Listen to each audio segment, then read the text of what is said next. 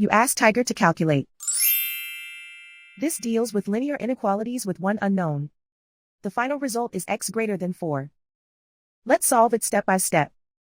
Group all x terms on the left side of the inequality. Subtract 4x from both sides.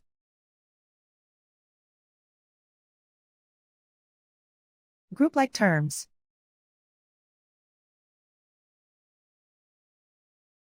Simplify the arithmetic.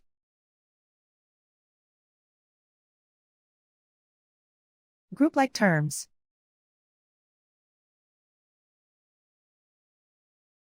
Simplify the arithmetic.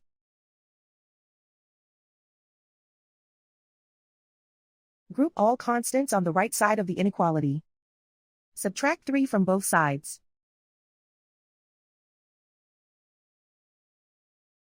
Simplify the arithmetic.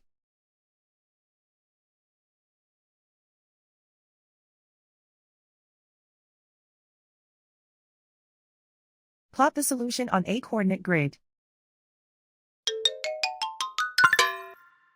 And so the final result is x greater than 4.